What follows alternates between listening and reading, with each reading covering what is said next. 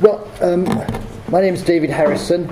I think Robert asked me to do this talk because I began life as a medieval historian, and then when I met Robert, I was working. I decided to become a bureaucrat to live a more active life. So why I chose the House of Commons, I don't know. I became clerk of the Environment and Transport Committee towards the time of the Urban Renaissance, when Prescott was Secretary of State, and we produced a whole series of reports on towns and cities, including my favourite, Walking in Towns and Cities, which meant that I had to join Living Streets once I retired. I had thought then that the urban renaissance was inevitable. How wrong I was. So section 1, a brief history of shopping. So town origins are very varied, and if you look at Oxford, some grew up initially around monasteries. This is where St Fried's Monastery is in Oxford, now the Christ Church and the cathedral.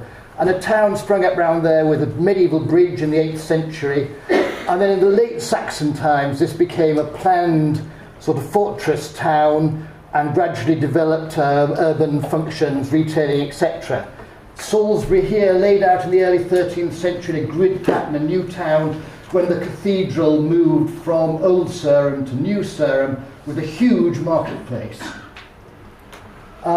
Initially, the marketplace was the centre of shopping, and here you still see Salisbury's marketplace flourishing.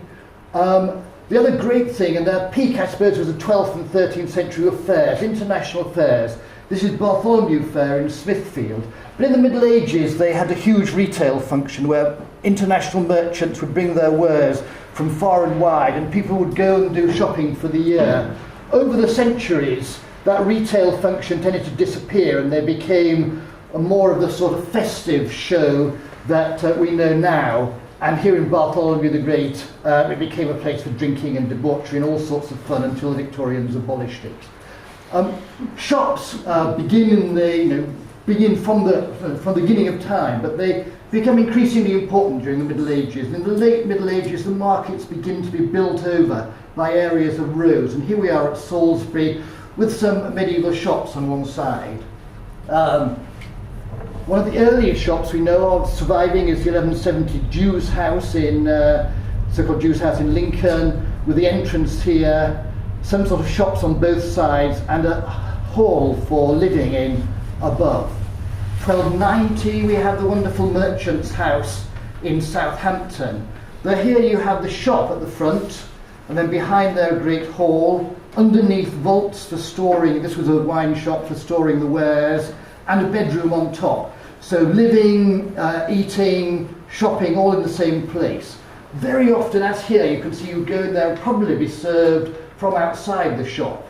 And this continued through much of the Middle Ages. You see their typical shop, you bring down the shutters, display your wares, and people shop from outside. And much must have been very similar to the sort of things you find in fairs today.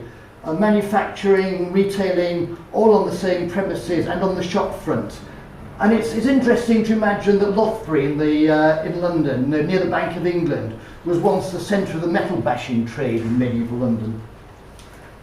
Into the 19th century, into the 18th and 19th century, you get more elaborate shop fronts, and you tend to get glass, it becomes much cheaper, and you go into the shop to do the shopping. This is Berry Brothers from the late 17th, early 18th century on St James's Street. Artillery Lane in Whitechapel, forgive the London central bias. And into the 19th century you get spectacular, as glass becomes even cheaper, spectacular shop fronts. This is the famous umbrella shop in Camden, great glazing bars from the late 19th century showing off their wares. And you begin to get new forms of shops. So the first chain store, W.H. Smith, the first Smith started off in the late 18th century. And then what really made them in 1848 was the railways and winning the railway franchise to have a boutique in each railway station. And then in the 1870s, now this is really astonishing, in the 1870s we find the first, what some call the first department store in England. It's in London, does anyone know where it is? Brixton, Bon Marché Brixton, 1876. So with huge internal spaces. Alas, it's no longer a department store. Shopping centres developed from the 16th century, so this is the predecessor of the Royal Exchange, 1566, initially with shops all round.